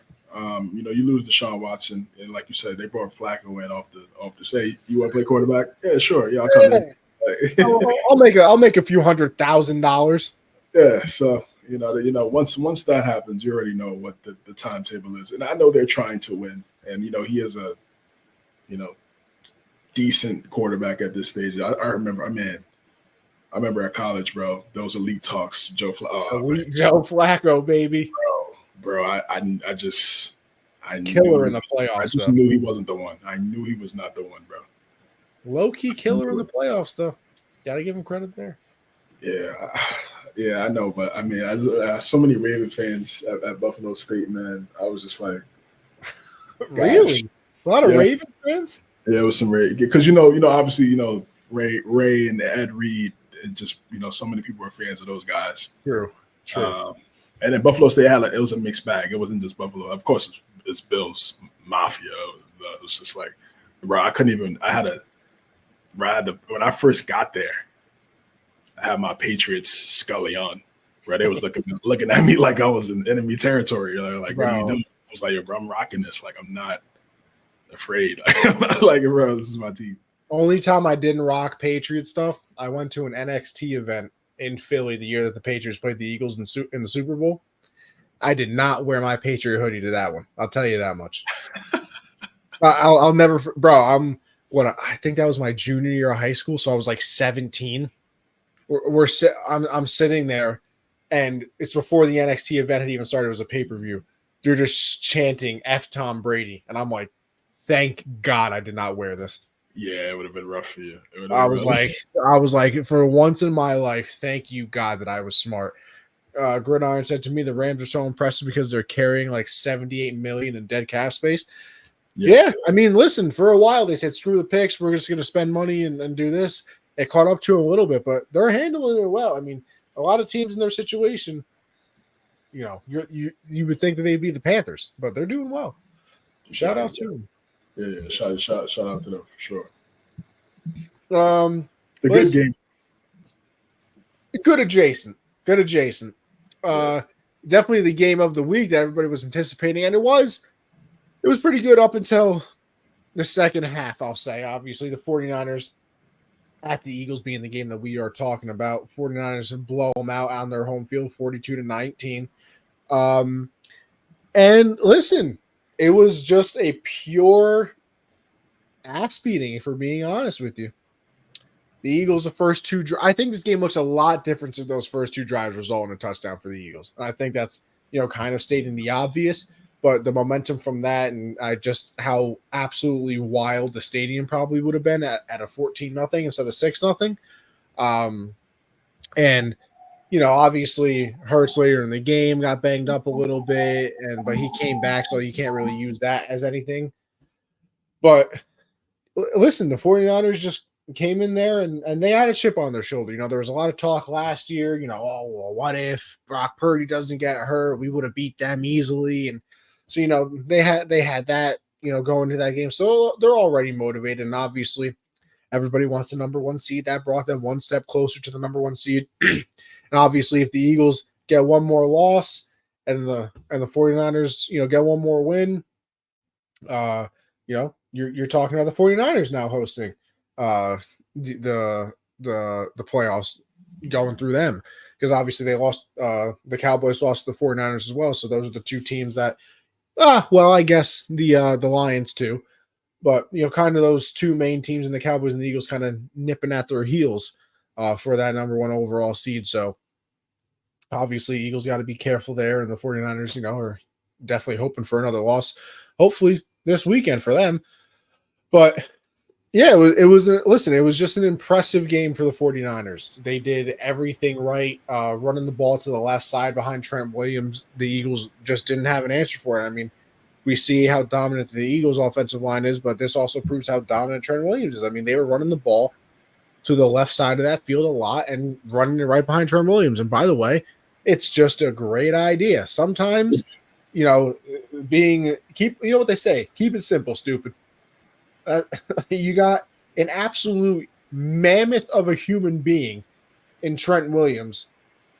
Oh, and you have the best running back in football combined. Let's run it off the left side. Yeah, sounds like a pretty decent idea to me. So you throw George Kittle over there on a nice little, end around wham block type of situation. Oh, yeah, that's not a bad idea either. And then, obviously, Debo, what he can do after the catch. I used to him being able to stretch the field. Yeah, Kittle down the field. I said it before. It's the best roster in football. Like, that is not the question. It is the best roster in football. I think even after this, Hurts didn't play well, whatever. Listen, you still give the quarterback edge to Hurts, obviously. I think if you really look deep down, you might give the wide receiver. You would probably give the wide receiver edge to the Eagles as well with Brown and Smith over Debo and Ayuk. It's close. It's close. No, yeah. Absolutely. And I'm not going to be mad if you take the 49ers, because it definitely is close. And then I think as a whole, the O-line goes to the Eagles. I mean, with Kelsey and Lane Johnson and Mulata and everything. But I mean, right. If you could put Trent Williams on the left tackle for the Eagles, I don't think Jalen Hurts would ever have to move. Yeah.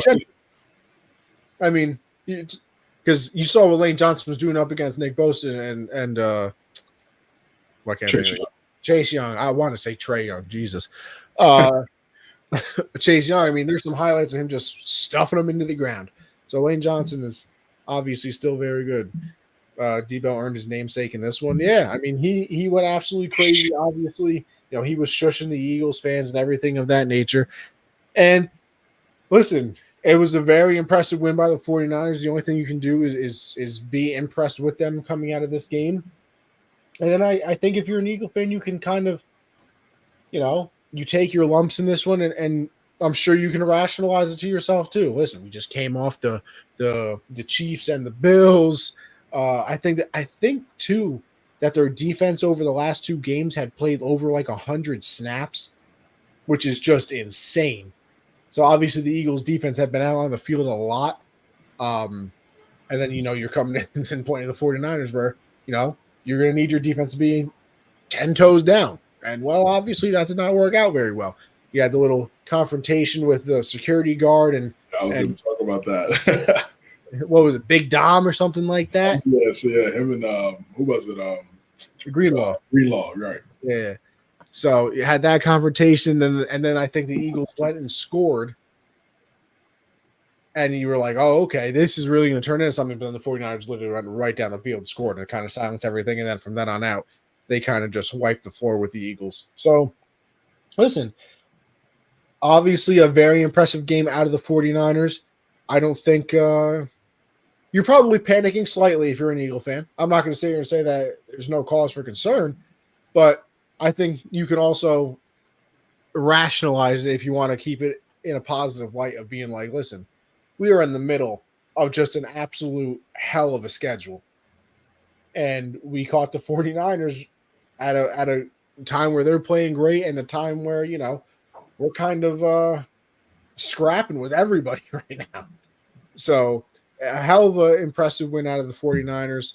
Eagles got a rebound. That's why, listen, a little, spoiler alert, I got the Eagles bouncing back this week. I think you get embarrassed like that on national television against a team that, a lot of people are comparing you to. And there was a lot of chit chat back and forth between the teams of last year and, what ifs, and then they come in and smack you. I think the Eagles are just disgusted with themselves and want to come back out this Sunday night and be like, yeah, you thought that was us? All right. Man, this was I didn't expect this. Now, I knew the 49ers would come out and play with a different type of urgency because of what happened in the NFC Conference Championship game and how they felt like last year was their year. And Brock went down in that first series. So there was just an added motivation going into that same field, understanding how, and that game was still kind of close, really. It really wasn't like a real blowout. But for them to go down to have McCaffrey play quarterback, and it was just I know they had this game circled on the schedule from day one, as soon as it came out, and they were ready. And I don't think the Eagles were prepared for they just got outmanned. I mean, they were just a more physical team. It starts at the line of scrimmage. You make some great points about Trent Williams and that offensive line and what they were able to do, how well they were able to run the football against Philadelphia on the road, going to the East Coast. All the things as hot as Philadelphia has been, all those things that are factored in. Brock Purdy played great. Again, he's another guy. I mean, he doesn't look like. I mean, you just look at him, you probably don't think he doesn't have. He's the water boy. Yeah, but I mean, this guy obviously has a big chip on his shoulder. I mean, look where he got drafted. Look what people are still saying about him, despite the success that he's had so far in the league.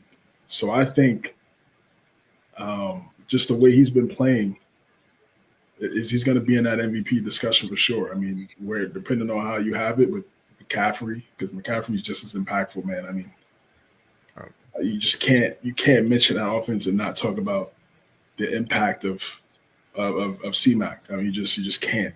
You just can't, man. So, especially because I don't think there's a close two to him. I really don't. No, right now that's absolutely not. There's no one even close to him at the running back position. No one. There's no one really. Debo, the tackling by the Philadelphia defense was horrendous in this game. I mean, they were missing tackles galore, and that's not the guy you want to miss tackles against because he was a yak monster the last 2 years. This year, kind of, he hasn't had those big splash plays, and I know he was dealing with some injuries with, I think it was the MCL.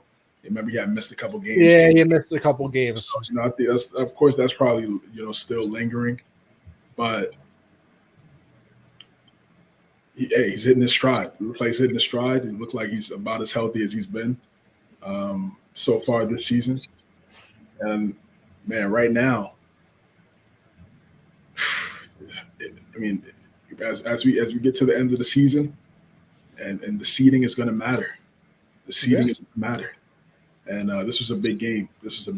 And if The Cowboys, if the Cowboys are able to beat Philadelphia and both teams end up with the same record, 49ers get that home field advantage. And I talked about this last week on how important that is to get that home field at Levi Stadium, because that stadium is rocking too. It used to be called Candlestick, obviously. So big time performance by the San Francisco 49ers. I was really impressed the way they played and how they dominated Philadelphia on all three phases. We move on to another surprising game, and not because of the score in this one, but I mean, actually, I guess because of the score, because we didn't expect the Packers to win it. But Chiefs at the Packers, obviously, we rounded out Sunday Night Football, and they got a 27-19 victory there. Packers are 6-6 on the season. We just went over before, right there in the playoff hunt. And I mean, listen, Jordan Love with probably the game of his career, I want to say. I mean, I don't know if he's, listen, off the top of my head, I don't know if this is the best numbers he's ever put up in a game, but I think the caliber of performance, the caliber of opponent, the importance of the game, the big spotlight of the game as well, obviously being on Sunday Night Football, hell of a performance out of him. And, there are a lot of, listen, to me, the big story obviously out of this game is Jordan Love, but 2A is the officiating. I mean, this was some of the worst officiating I've ever seen in my entire life, especially, and see, normally, listen, it bothers me, but especially because it was in the important parts of the game. So, you can kind of skip all the way to the end where the Chiefs are trying to go down and score a touchdown to, tie up this game and force overtime, whatever. Mahomes is running out of bounds. Both feet are still in bounds. He's a runner. He's obviously not a quarterback at the moment. He's out of the pocket and everything. They hit him on the sideline flag, 15 yards. I moved him up all the way up. So Owens, right? What happened? It was Jonathan Owens, Simone Biles. Was it? I think it was Owens. I got the hit. Yeah. Simone Biles. What an athlete that is. That was a great choice by that man. I mean, could you imagine being that good at one thing in your entire life, though? Like, that guy made a phenomenal choice. Salute. Got an Olympic gold medalist. Come on. And not like just a casual one, like the undisputed GOAT.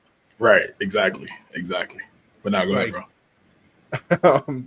So obviously a terrible flag there gives them an extra 15 yards. Then I mean to me it was a makeup call. I swear to God it was. The no pass interference on MVS that 100% was down the field, I have to say. And then there was another play with MVS where he's going to the sideline where everybody's saying that, he 100% should have they should have kept the clock running, but they gave him the out of bounds on that one. So that's the 3 bad calls on the last drive. And then the one that I'll give them a break on it is the pass interference for the Hail Mary. I mean, unless you legitimately tackle every wide receiver in the end zone, you're not getting a flag call on a Hail Mary. Be honest with me. I mean, come on. Like they brought it up. Actually, I think Skip Bayless brought it up. I hate to give him credit for anything, but when the Patriots played the Eagles in the Super Bowl, this man Gronk got decapitated in the end zone on the Hail Mary. They ain't calling a flag. That was a Super Bowl. Yeah, never gonna do that. Like, it's a Hail Mary. What do you think is gonna happen? So, I mean, if you guys do this next season, which I hope you do, don't worry, we will. Can you keep a running tab on how many games get messed up by the refs? We might have to. Yeah, we might have to. It's been pretty bad this year. We got to keep a running tab on that. We got to keep a running tab on our actual record, which we forgot to do again this season. Yeah, definitely. Yeah, this year has been all over the place. Yeah, we weren't sure. We started late in the year. Then we had to listen. The only thing that matters is me and CJ are here. We're together forever now. Anyway, yeah, I mean, just terrible officiating, and it can all be solved so much. It can be so simple. The NFL makes a disgusting amount of money every single season. They are by far the number one sport in America. They get more views on a commercial probably than the MLB, hockey, whatever, they have regular season games that outdraw, the World Series, the NBA Finals, the Stanley Cup, whatever. And you can't make full-time refs? Really? You got and see, I see the little, hesitancy there. Not maybe not hesitancy, but like, do you really think it'll fix anything? I kind of do. Like, if you had a staff of full-time referees and even backup ones, because I think your performance is the key thing. Obviously, like seniority, I don't care about that. Nothing. I think it should be 100% performance based, and you should have backup refs. Like, oh, you played, your refing was terrible this week. Guess what? You're back to the practice squad. You're back in the film room, and this guy's been doing well on practice film and thing like that. We're gonna give him a chance, and make it strictly performance based. Where it's like, if you do not do your job correctly, you are not going to be out on the field. Right. And you will weed out the people that are not good at it, and you reward the ones that are good. You give them the playoff games, obviously. You give them the Super Bowls. You make them the higher paid ones. Like, do something, give performance bonuses. Like, this is the UFC for all I care. You threw a great flag in a key situation, or you didn't throw a key flag in a great situation. Here's a nice little performance bonus there, brother. Appreciate your work. Do something like that, but no. Instead, we got Joe Schmo, who's referee half the season, and then the other half of the season he's a stockbroker. Like, what are we talking about? Yeah, that ain't a bad job, man. No, listen, they're living slow jobs, man. No, they're living the absolute dream, CJ. Don't get me wrong. I would pay the rest of my life to be able to do that. But like, be for real.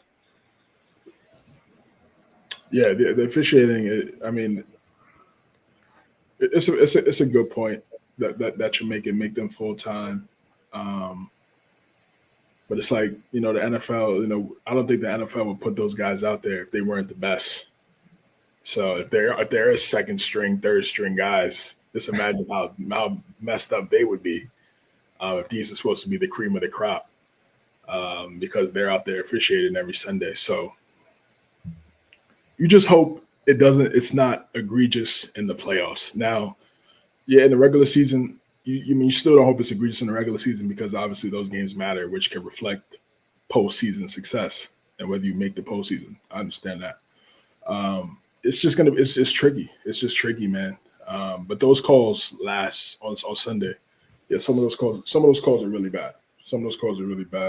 Like the hit on Mahomes, so he was still in bounds. These teams are, the league, they're going to protect the quarterbacks at all times. I mean, that's the number one thing. Those guys, like when they have their little summit in the summer or the spring, I'm pretty sure the first slide in the PowerPoint is protect QBs at all times. Oh, yeah.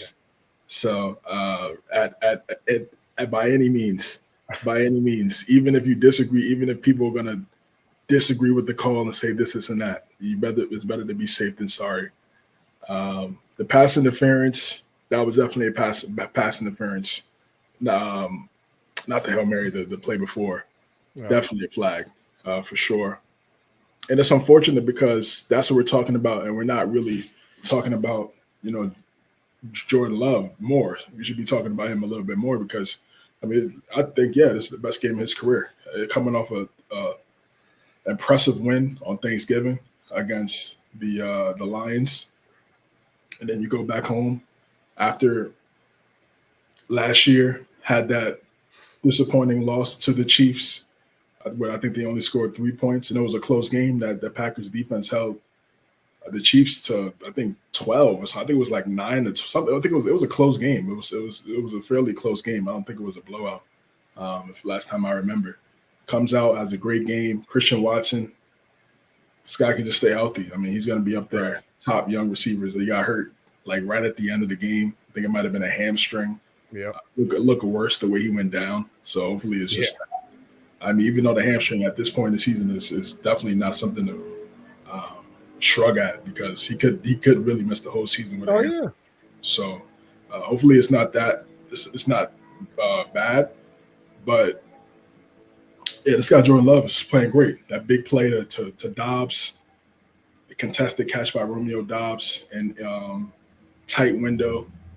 It looks like he's figured it out. It looks like the game is slowing down for him. And but like we've seen this all the time with quarterbacks, even with guys in other leagues. They say once the game starts to slow down for them, that's when they're able to excel. And I think for him, we're seeing that right now. And I know it took a while. Some games in like that mid part of the season where people had some questions. We had some questions like, what's going on here? But you look at, I think they're over the last few years, I think they're undefeated in December. Yeah, he's 6. I think LaFleur is 16-0 in December. So I mean that's significant.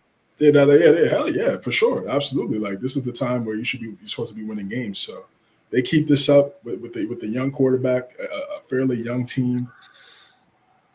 The defense is getting better. I think they got Mahomes twice in this game. I think Mahomes had 2 interceptions. This was a great win by the Packers. Great win.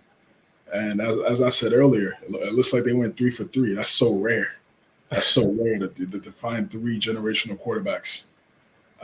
Consecutive. That's had a quarterback since the 60s. Yes, right. That's what I'm saying. They had to go get the second guy from this team that we're talking about in order for them to try and get it. That's what I'm saying. It's so difficult to find that guy, and for them to find 3 of them.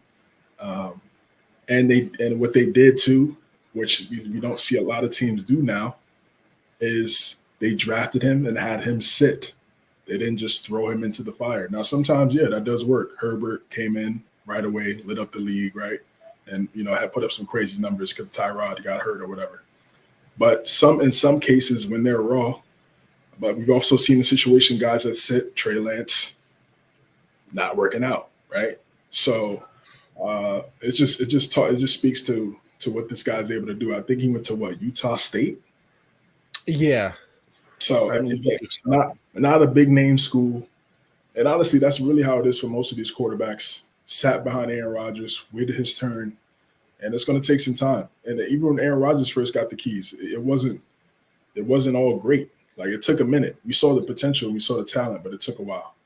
And I've been very impressed with what I've seen from Jordan Love. Can move with his feet, and it also has a great arm. So, great win by the Packers. The final game of the week, that would be the Bengals at the Jaguars. Bengals come away with a 34-31 victory in this one. Obviously, the main story coming out of this one, besides the unbelievable play of Jake Browning, was the fact that Trevor Lawrence does go down with that high ankle sprain, is what they're calling it now. And he was playing very well, up until that point. He was 22 of 29, 258, 2 touchdowns, no interceptions. They were doing their thing. Evan Ingram had a solid game in this one. 9 for 82 and a touchdown. I think it was his first touchdown of the season, which he's had a great year. So that was kind of surprising to me slightly. But hey, prayers up to Trevor Lawrence. Hope he's good. But like I said, that is the big story coming out of it. But the other one, I mean, this man Jake Browning. I mean, hey, we might be seeing a little something here. I mean, 32 of 37, 354, a touchdown, had a rushing touchdown as well. I mean, you're putting on a hell of a performance there. Now, am I saying, he's threatening Joe Burrow's job security? I'm not out of my mind, so no. But, I mean, you play that way. We see how hard it is to get a quarterback around the league. You'll get opportunities, especially, if players start going down. Oh, look, I remember what he did last year for that little bit of stretch. Hey, if we can bottle that and have him do it here, maybe he can do it for us. You'll start getting, things of that nature. And, good on the Bengals. They're staying alive, doing their thing. Jamar Chase, I mean, 7-11, man, always open. 11 for 149, a touchdown on 12 targets. Mixon had 2 touchdowns, nothing crazy on the ground. I mean, 19 carries, 68 yards. But like I said before, with with the Colts, 19 carries. You're still trying to run the ball, even if you're not really having success. And he wasn't having much, but Chase Brown, backup, I believe he's a rookie as well, had 9 carries, 61 yards, he was averaging about 6.8 yards per carry, so that's obviously significant for him. And it was a good 1-2 punch. So just a great win by the Bengals, an unexpected one for me. Obviously, even when Trevor Lawrence was in the game, it was obviously very close. This game went into overtime, and I just didn't think that it would be that close. Just because the Jaguars have been good this season. They're 8-4 for a reason. They were right up there with the number 1 seed up until this game. So, good on the Bengals and Jaguars. Obviously, your entire season is gonna depend on the health of Trevor Lawrence. So you got to hope that this is a 1-2 week thing. Maybe he only misses one game and then he can come back the second week and he 100% won't be fully healthy, but it's better than who's their backup? Beathard? No, it's not Beathard. Who is it? It's let me look. I have it right here. Oh no, it is Beathard. I was right. I'm second guessing myself. So yeah, a good win by the Bengals. They're sticking around.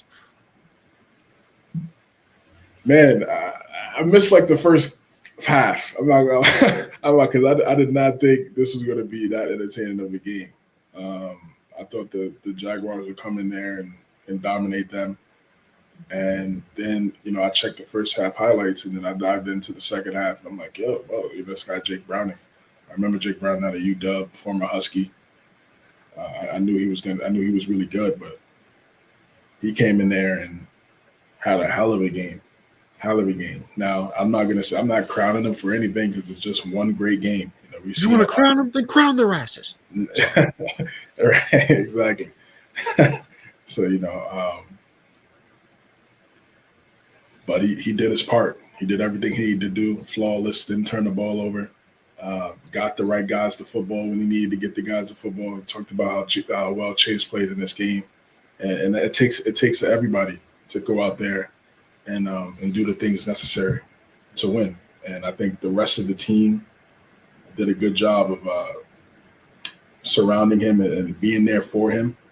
It was a tough game, Monday Night Football game. First time, second time as a starter, second game as a starter. It's a lot of nerves and anticipation. A lot of people expecting you to play well, and he did a great job. He did better than most guys could do, and just tough for Trevor Lawrence, man. I really feel for him going down with that ankle. Hopefully it's nothing serious. Hopefully he could come back in a couple weeks or so, but it's going to factor into how we look at the season now. I mean, if he misses 3-4 weeks, that could change how they look in the playoff picture. So tough loss for the Jaguars in both scenarios, losing the game and losing their quarterback. It's everybody's favorite time of the week. It's our top 5 teams because obviously everybody cares a lot about our opinions, and you wouldn't be here without it. Gridiron, listen, I want you dropping your top 5 teams of the week in the comments as well. I always allow CJ to go first because I never prepare for things. And even though I know we do this every week, do I forget every week? You're goddamn right. So, number 5, I got the Ravens. I know they didn't play this week, but I mean, just because you didn't play doesn't mean you lose anything in terms of status. And I wasn't impressed by that many AFC teams this weekend for me to take them out of the top. Dolphins played well, but again, it's against the Commanders. Ravens. I'm sorry, I got the Lions 5. I got the Lions 5, Ravens 4. Got the Cowboys at 3. Again, they've been playing some great football. I got to throw them in there at 3.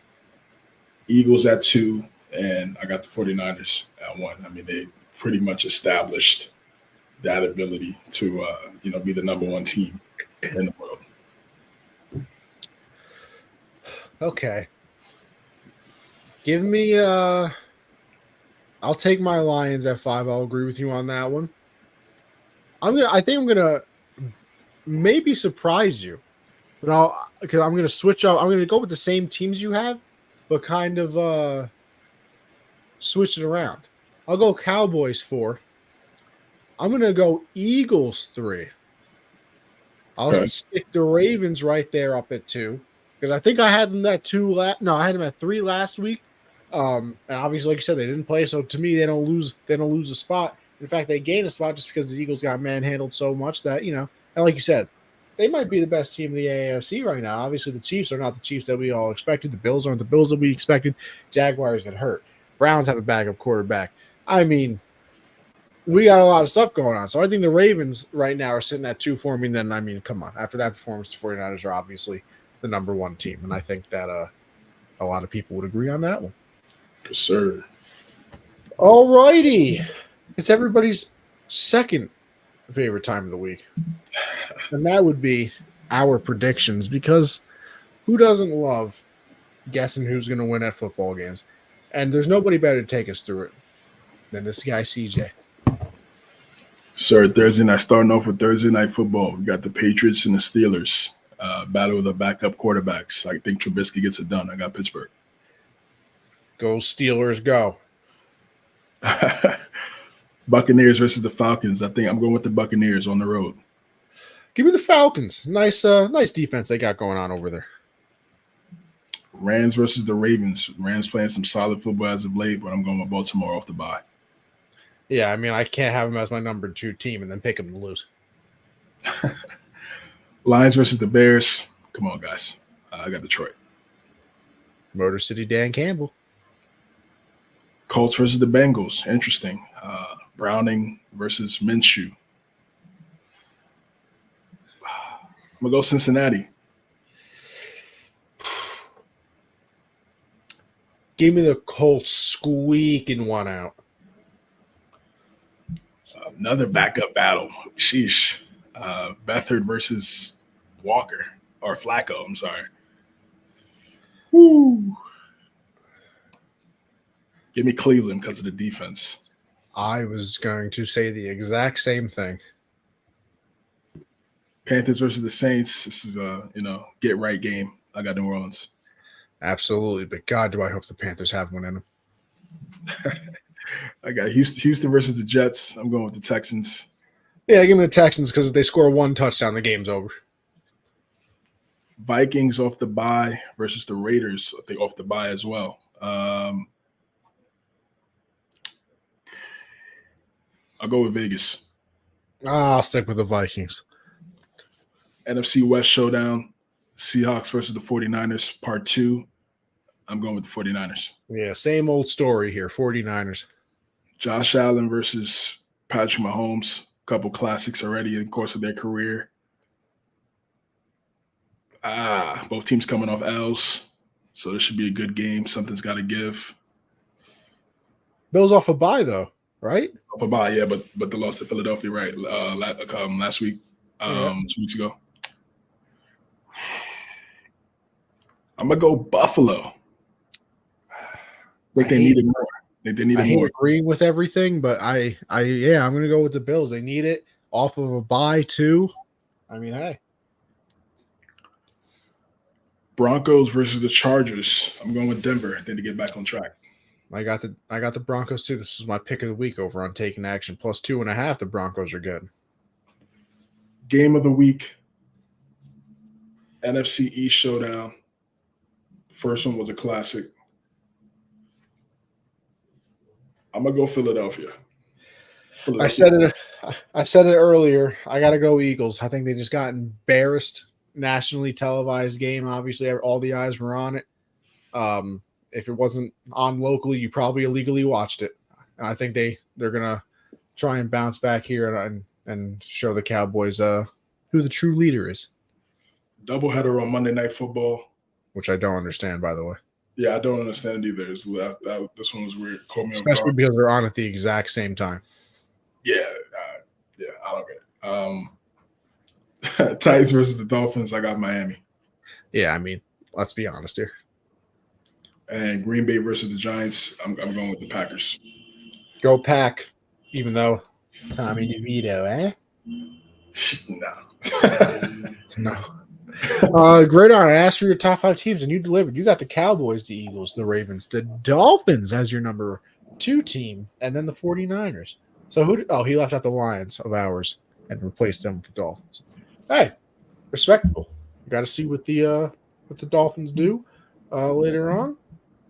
But hey, a beautiful list there, a beautiful show.